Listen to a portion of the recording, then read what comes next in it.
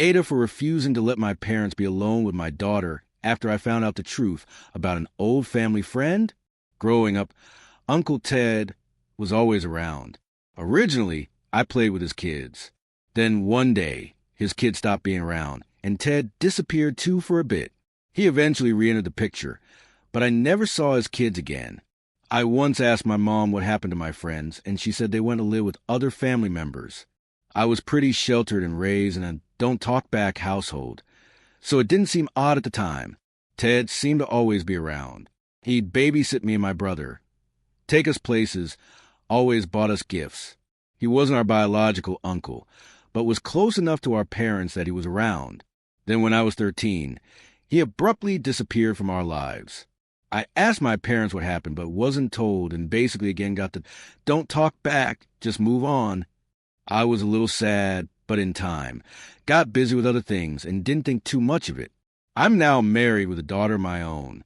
A few months back, I ran into Ted's ex-wife. I almost didn't recognize her, as I hadn't seen her since I was young and played with their kids. I asked how her kids were doing. She was kind of awkward and basically said, "We don't keep in touch." I thought that was a little odd, but didn't want to push. I told my mom about the situation, and she got a little weird. Finally, she said, "I guess it's time you found out the truth." She explained that Ted had been found with CSAM. He ended up taking a plea. He served only probation and had to go on a registry. Originally, his ex-wife didn't leave him. This led to both of them losing custody of their kids, and they went into the foster system, later being adopted. His ex did eventually leave him. My mom claims that Ted made a bunch of excuses, tried to say he was framed. I asked my mom if she really believed that. She admitted no, she never did, but Ted was so convincing that she didn't see harm in letting him be around. I asked what changed, and she said they cut him off when he started dating a 16-year-old while he was in his 40s. My parents were disgusted, but Ted kept parroting age of consent laws and claimed there was nothing wrong. Given I was only 3 years away from 16 at the time, it hit too close to home, and they cut things off. I was disgusted. I told my mom she was completely irresponsible. She tried to say, but he never did anything. I said no, but that's really a risk she was willing to take. I couldn't believe her. I couldn't trust her. I also wasn't sure if I could trust my own memories. I was in therapy for other things, and after discussing this with my therapist in several sessions, we concluded while I wasn't abused, I was most likely groomed by Ted, and there's a chance he was trying to get me into a relationship with him when I became of age. I was sick. My brother doesn't want to seek therapy and doesn't think he was being groomed, but also feels disgusted. I've spoken to my husband about this. He no longer trusts my parents' judgment either. My parents have apologized, but we feel it isn't enough. We went severely low contact, and when we do see them, they are not allowed alone with my daughter. I don't trust their judgment. They say this is an overreaction. They made a mistake years ago and corrected it. I said yes, but only after basically leaving us to be sold out. Other family says we need to be easier on my parents, and that hindsight is 20/20ths. AITAH for not letting Mill help WTH my confinement, and insulted my hubby in the process. I, 24F, just had my first baby with my husband, 27M, and in Nigeria, we have this tradition called Omugwo, where either of our moms comes to help out after childbirth. I wanted my mom to come because we have a better dynamic, but my MIL is way more traditional, and we just don't see eye to eye on a lot of things, especially household stuff.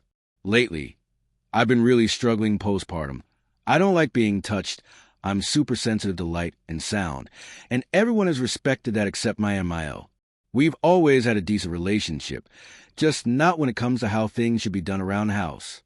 A few days ago, she called to ask when she should come, and I politely told her I had already asked my mom. She lost it, saying that's not how things are done, that she needed to bond with the baby, that I was being disrespectful, lazy, and keeping her from her grandchild. I corrected her and told her she would see the baby, just not with living with us. She immediately called my husband, but thankfully, he backed me up, saying it was my choice since I was the one who gave birth. Fast forward to the day my mom was supposed to arrive, she was already being so supportive. even telling me I should just let Emile come for peace sake and they could be here together, but I stood my ground and many people in the house.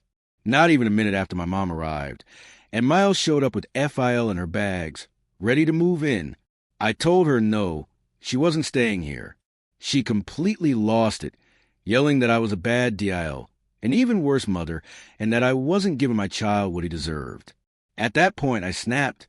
I told her I didn't want her here because all she'd do was criticize everything I was doing wrong, while giving her son a pass for being lazy just like she did with her husband and her other son. I told her she wasn't going to come into my home and make me feel like a maid, and that I deserved to be surrounded by people who actually love me, not people who pick and choose when to care. I also said she wasn't going to use my child as a second chance at parenting because she failed the first time. The second the words left my mouth, I regretted them. My husband, who had been so supportive, just looked so hurt and walked away. And Maya looked like she swallowed a whole duck in FIL while understanding that I didn't want her there. Said I didn't have to be so harsh. Now, my SIL and in-laws are blowing up my phone, and honestly, I don't even know what to do next. AITA. Ready for some family drama? ITA for telling my cousin the truth about her husband? Huge fan. I watch your videos, Charlotte, to make me laugh, escape from life, and so much more. Ready for some nasty tea? Buckle up, this one's a long one. I'm not close with any of my cousins. I've tried, but it never works out. I've even reached out multiple times to hang out, but nothing ever comes of it. For context, I'm 35F, and my cousin is 40F. She's married with a kid, but I've never met her husband or child, so that's already something. Let's call my cousin 40 and her husband SOB, you know what that spells, right? He's also 40. She lives in a city about an hour away from me. We rarely see each other, and when we do, she's never with her husband. It's always just her because we only cross paths at our grandma's house. One night, I went out with my friends and met this really cute guy. I was hooked. We spent every waking moment together. It felt like a dream come true. My parents met him and loved him. My brother, not so much. He said I could do better. But I didn't care. Since we both worked, we only saw each other on weekends. Fast forward 6 months, and things were getting serious. I was spending more time with him, not just on weekends. We hung out with his friends, and he spent time with mine. Everything felt right. Then, one night, he came over, absolutely fuming. He ranted about a female coworker who kept hitting on him. He made it clear he was happy with me and wanted her to stop. I felt relieved, happy, even, because I wasn't sure if he'd stand up for me like that. Little did I know, that coworker wasn't really his coworker. He invited me to his work event, and guess who was there? That so-called coworker. She walked right up to me and said I stole her man. Turns out, they had been dating too, and the night we met was the same night he supposedly broke things off with her. Or something like that. Anyway, we talked, and I told her that if she wanted to have a conversation with him, I was totally fine with it. At the end of the day, us girls should stick together. If something is bothering us, we should address it. She appreciated that, so we all sat down for a chat. He explained their issues and her problems, and honestly, for a moment, I felt like their therapist. Fast forward a month later. My mom told me we were invited to my cousin's wedding. Another cousin, apparently. I have so many cousins, I've lost count. But sure, we were going. I called him to be my date, but he said he couldn't make it. He had a prior commitment. I was a little disappointed because I wanted to show off, to let everyone know I had a successful boyfriend and that I was doing well for myself. Remember cousin 40 from the beginning of this thread? She was there too, with her family. She found me sitting with my mom and asked me to come meet them. As I walked with her, I couldn't help but feel a little down. I had really wanted my boyfriend to be there with me, to celebrate together, dance, clap, and maybe even catch the flying bouquet. As we approached, cousin 40 tapped a man's shoulder. He turned around, and guess what? His eyes nearly popped out of his head, and his mouth hung so wide open, flies could have built a nest in there. Yup. Sob. Her husband. The same man who cheated on her with his co-worker. The same man who was supposedly my boyfriend. The moment our eyes met, I played it cool. I shook his hand and walked away before he could even get a word out. For privacy reasons, I can't share the exact messages, but here's a paraphrase of what went down. So B, I can't believe you followed me here. Me, are you high? Followed you. You're the one who lied about being married. You are married. And to my cousin, no less. You backstabbing, lying, cheating piece of dog shit. So B, I wasn't married when I met you. Me, ha ha ha ha. Oh, really? That's the card you're playing? You're lucky I didn't tell her on the spot. I can't believe you're married to my cousin. She deserves so much better. So B, stop talking like that. I did you a favor.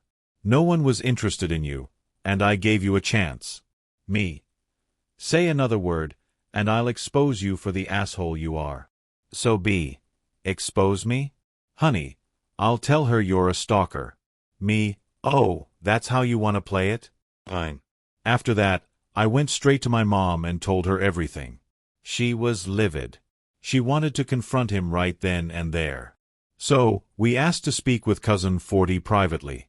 Once we were alone, my mom and I spilled all the nasty tea about her precious SOB, every dirty thing he had done behind her back. She stared me dead in the eyes, then slapped me across the face, calling me every name in the book. My mom and I were stunned. My face burned from the hit, but before I could even react, my mom snapped, yelling at her to shut the fuck up and smell the coffee. Your husband is a cheater. And get this. She already knew. She had been following us. She had seen us together. She knew he was cheating with me. I was baffled, livid. I turned to my mom and said I needed to get out of there, and we did. We left the wedding ceremony apologizing to the rest of the family about us leaving. One cold Sunday morning, Cousin 40 called me. She apologized. I didn't even bother responding. My mom answered instead and told her to leave us alone. Whatever she decided to do with Sobi was her choice, but I wanted nothing to do with it. And just like that, I never spoke to her again, because that was some next-level Jedi mind trick manipulative bullshit, and I wanted no part of it. AITAH. AITAH for pretending that I quit my job because my partner kept devaluing it. My husband, 28M, and I, 27F, have been together for 7 years, married for 3. He earns more than me, so I also end up doing more around the house to compensate for that, but my job covers the monthly rent and all my monthly expenses including medical insurance, life insurance, debt, etc. I work in finance, so I don't earn badly by any means, and we'd struggle a bit if we were to live on his salary alone. I also manage all the finances for the family since it's my field of expertise anyway. I make sure all the bills get paid, monthly budgeting, manage our debt repayment plan, etc. Because I work remotely for a foreign company, the hours I have to be online for work is from around 4 p.m. to midnight, 5 days a week.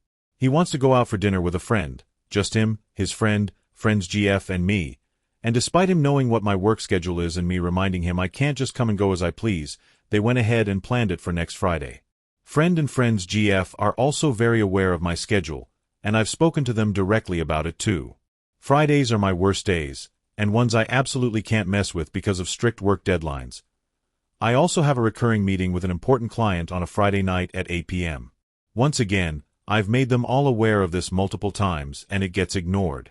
They're all available the whole weekend, but refuse to move it to Saturday to just help make my life a little easier. Moving it to the day after will literally not inconvenience any of them in any way. I'd happily just not go at all, but they guilt-trip me for days afterwards if I don't go, which makes me feel like crap. They keep doing this, I keep asking them not to, and they just don't seem to care. Needless to say, I've had enough. Here's where I might be the AH. Basically, when I got mad that they're doing this to me for the umpteenth time and I voiced my frustration to my husband, he was incredibly dismissive and basically implied that my job is not important. Needless to say, it was the straw that broke the camel's back. Today I had no meetings, so purposefully stayed in my PJs all day and pretended like I was playing video games. My desk is positioned in such a way that there is a wall right behind me, and he physically can't see my screen unless he walks behind my desk and stands right next to me. We also have separate studies. So anytime I see him approach, I'd minimize the programs I use for work and open the video game I'm playing. When he asked me about it, I then told him that since my job is of so little consequence, that I decided to just resign because it was stressing me out so much. If it's not important, then it's not worth stressing myself over it. Well, he freaked out about it, and I just kept repeating that my job's not important, so I don't understand why he's so upset. I'm not usually one for confrontation, but once I've finally lost my cool, I can be quite petty. After some back and forth, he eventually stormed off to the other room, and I continued working secretly. After a while, I got bored with the whole charade and told him I was lying and that I didn't actually resign. And, well, long story short, he's furious with me and is currently out taking a walk to clear his head. I just felt like no one was listening to me, and all I was asking for was for them to be just a bit accommodating, but they repeatedly pulled this stuff for years now. Talking obviously wasn't getting through to any of them, so I figured I needed a change of strategy for it to get through to him at least. Oh. AITAH. English isn't my native language. Please disregard any mistakes. Edit. My wording was a bit confusing, so just clearing it up. Our medical insurance, life insurance, and debt aren't combined. When I say I'm paying medical, life insurance, and debt, I'm talking about my own, not both of ours. He covers his own. We had these policies before we got married, and merging them is a pain in the butt. Quitting would be doing you a favor? Fine. I'll do you a favor. So here is some backstory. I, 31M, was in Navy Aviation and used my GI Bill to get my ANP license. For those of you who don't know, FAA certification required to work on non-military aircraft. Small Air had a new boss, applied, got the job. Small operation, maybe 10 mechanics total.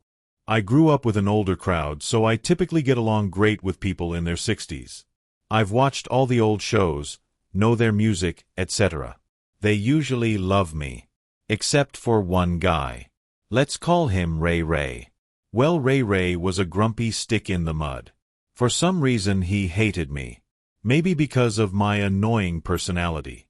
Mind you, if someone is uncomfortable with my jokes or anything, I am respectful and stop or keep it away from them, depending on what it is and what they ask. At the end of the day, I'm there to work. Nothing I do is dangerous or ridiculously offensive, but for those of you who know military guys, you know what I'm talking about. I get my work done, I do it correctly, I own up to my mistakes, and ask for help when I need it. Ray Ray never addressed me directly, but I could tell he wasn't my biggest fan, so I did my best to avoid him.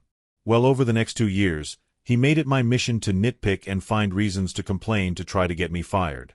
Double-checking my work, not QA, to look for mistakes, re-inspecting things I signed off. I reported him to my supervisor and boss. Thanks for letting me know, I'll take care of it, just ignore him. Fun fact, they never did. Boss, old Marine, got along with him at first. In fact, during the interview, him and the supervisor explicitly informed me Ray Ray is a grumpy old man and has a habit of finding a reason to hate someone then trying to get them fired. I appreciated their honesty and typically steered clear of Ray Ray, and when I had to interact with him, I was professional.